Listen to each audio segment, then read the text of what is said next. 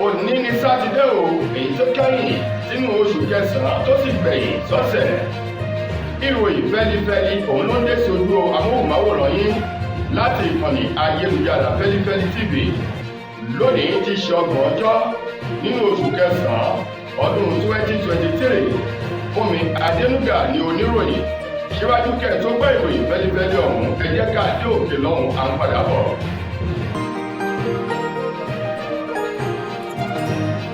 ìròyìn Feli-feli TV àjààbálẹ̀ làwọn ìròyìn ti wà máa wò lóòrèkóòrè.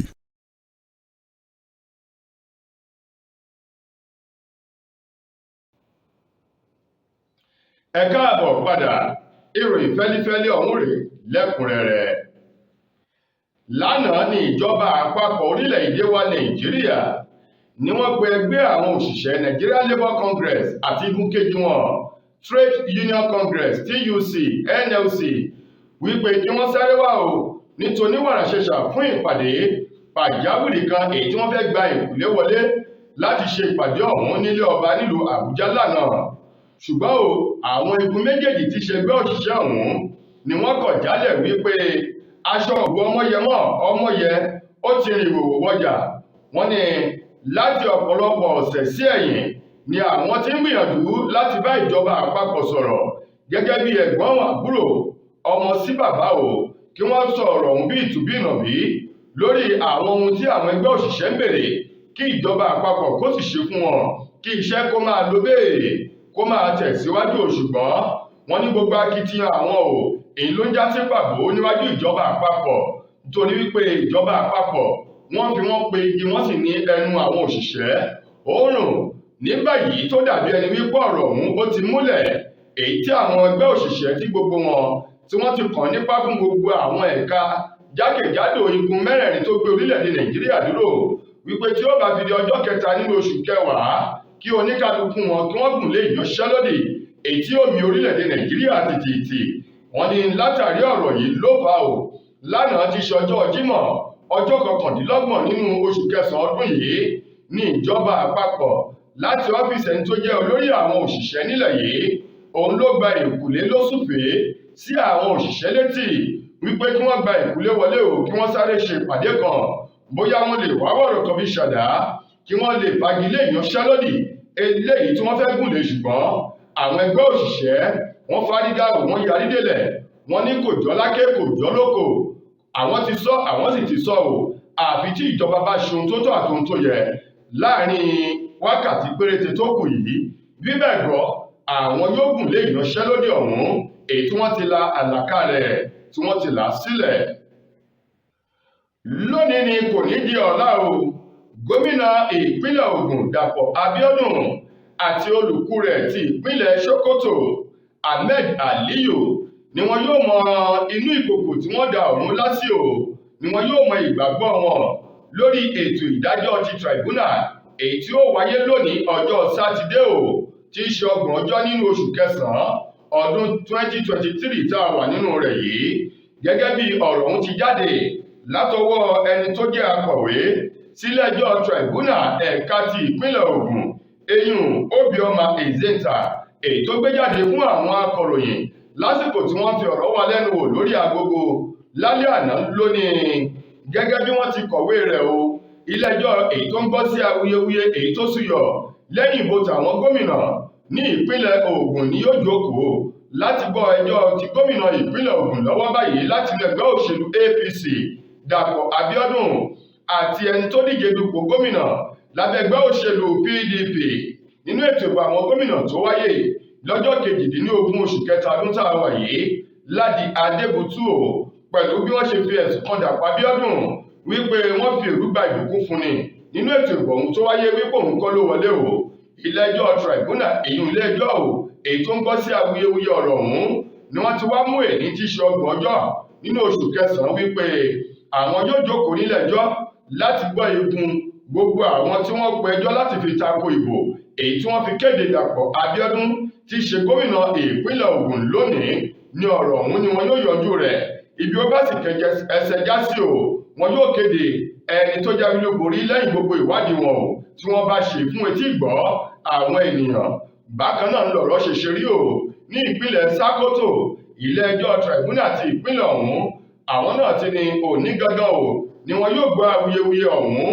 lórí ìbò eléyìí tí wọ́n ní ó gbé gómìnà Ahmed Aliyu ti ìpínlẹ̀ Sokoto wọlé pẹ̀lú àwọn alátakò tí wọ́n ń pe ẹjọ́ ọ̀hún láti fi tako ìbò náà. Wọ́n ní gbogbo ẹ̀ pátá lónìí sátidé ni ṣé yóò bá sì bọ̀ wọ́n ní tó bá ṣe ń lọ náà látẹ̀lé o ibi kíní ọ̀hún bá já sí a ó gun gbogbo ẹ̀yin tí ẹ jẹ́ olólùfẹ́ wa nílé iṣẹ́ ìròyìn Feli-feli TV a ó wò yín ní èsì àbájáde ìbò ọ̀hún nínú àwọn ìròyìn wa síwájú sí i. Ó kéré tán àwọn ọjà tí wọ́n gbajúmọ̀ ní ìpínlẹ̀ Èkó bíi 4 ní ìjọba ìpínlẹ̀ Èkó ni wọ́n ti sán ní àgádágodo báyìí tí wọ́n sì ti fi kọ́kọ́rọ́ rẹ̀ tí wọ́n ti fi pamọ́ sí abẹ́ ibùsùn. Gẹ́gẹ́ bí wọ́n ti sọ ò ìjọba ìpínlẹ̀ Èkó lánàá ni wọ́n tún mú àgádágodo ni wọ́n fi ti ọjà ńlá ní Ládìípọ̀ èyí tó wà ní Òṣòdì pa tó fi mọ́ ọjà 4 èyí tí wọ́n tì nínú ọ̀sẹ̀ kan ṣo eléyìí tí a wà yìí látàrí àwọn ẹ̀sùn èyí tí wọ́n kà sí àwọn tí wọ́n ṣe ìṣàkóso àti àwọn èèyàn tí wọ́n ń dúnàádúrà nínú ọjà náà tí wọ́n kà sí wọn lọ́rùn èyí tó ní ṣe pẹ̀lú ìwà ìmọ́tótó àti títàpá sí àwọn òfin àlàkalẹ̀ èyí tí ìjọba ìpínlẹ̀ Èkó tí wọ́n gbé kalẹ̀ èyí tí wọ́n fi ń ṣe ìṣàkóso àwọn ọjà èyí tó ń bẹ lábẹ́ ìjọba ìpínlẹ̀ Èkó. Àwọn ọjà 4 ọ̀hún ni ọjà Ládìípọ̀ èyí tó gbajúmọ̀ tí wọ́n ti ń ta àwọn ẹ̀yà ara ọkọ̀ ní ìpínlẹ̀ Èkó, ọjà èyí tó wà ní Àgbàdo Òkè Odò ní ìpínlẹ̀ Èkó, bákan náà ọjà Ìgbò èyí tó wà ní Erékùṣù ní ìpínlẹ̀ Èkó àti ọjà Aláyàbíàgbà eléyìí tó jẹ́ kóun ló jẹ́ ìkẹrin tí wọ́n ti pa ò gẹ́gẹ́ bí ọ̀rọ̀ ọ̀hún ti jáde látọwọ́ ẹni tó jẹ́ alámòójútó fún ọ̀rọ̀ àyíká àti ohun àlùmọ́nì ní ìpínlẹ̀ Èkó eyín ọ̀gbẹ́ni Tòkunbọ̀ Wàhábù èyí tó gbé jáde ṣayé lálàyé o wípé àwọn ọjà ọ̀hún ló jẹ́ wípé ìdọ̀tí òun ni wọ́n fi ń ṣe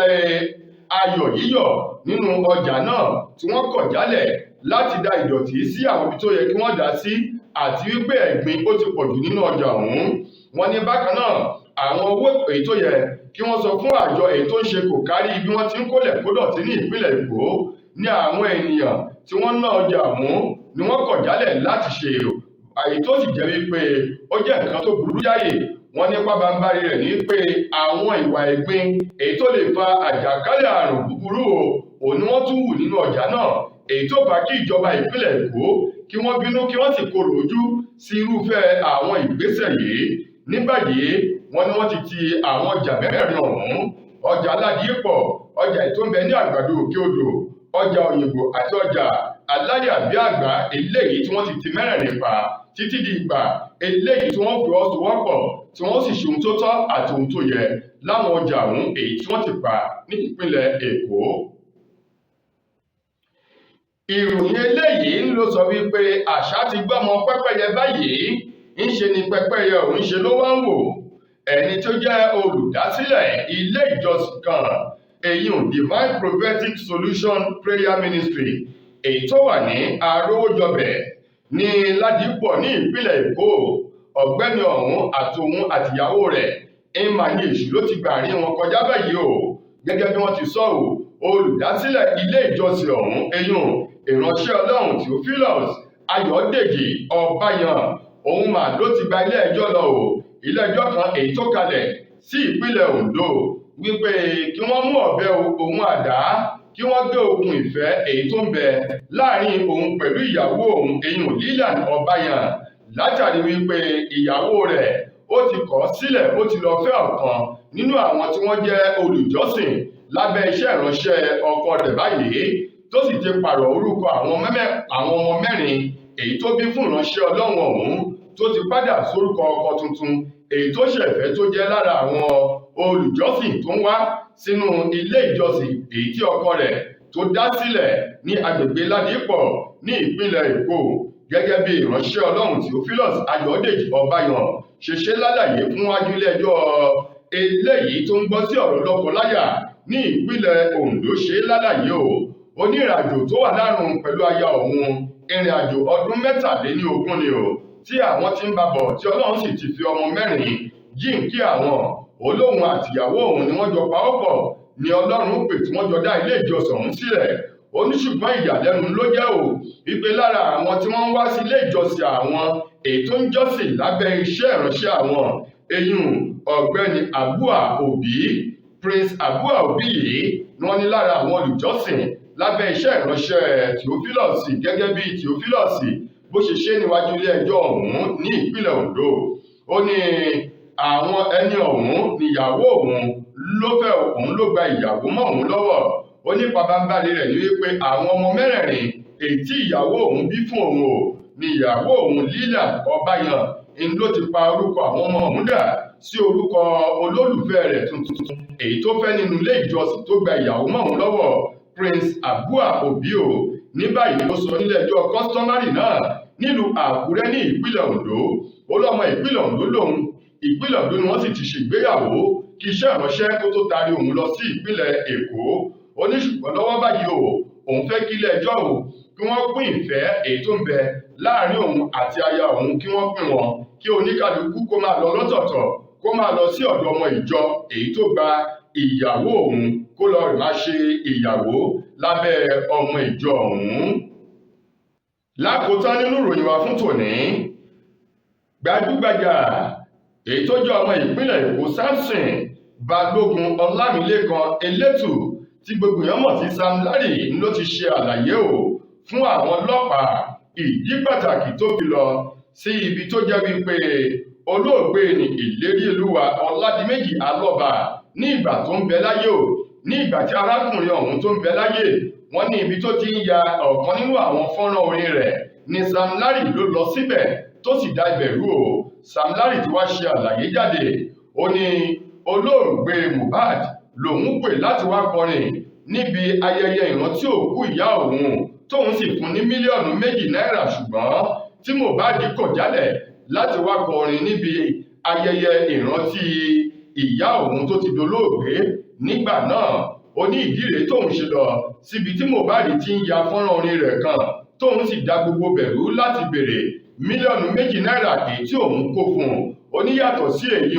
kò sí nǹkan kan eléyìí tóun fi dúnkokò mọ́ olóògbé Mohbad ní ìgbà tó ń bẹ láyé. Ó ní ọ̀pọ̀lọpọ̀ ọ̀rọ̀ ló ti wá jáde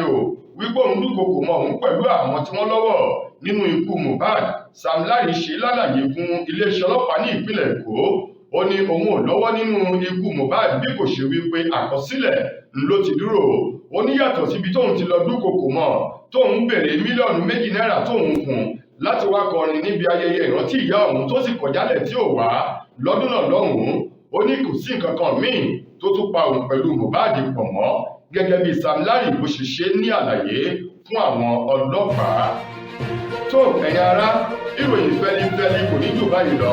Mo gbà ládùúrà wípé títí dìgbà ìmíì eléyìí dátú máa pàdé fún àtúnròyìn fẹ́lifẹ́li míì. Ilé òní ilé wa, ọ̀nà nínà wá. Fún mi Adénúgà lẹni tó mú ìròyìn wá sí ojú amóhùnmáwòrán yín. Ire àtayọ̀ òun la ó fi pàdé. Ẹ ṣeun gan ni àti kú ìsinmi òpin ọ̀sẹ̀.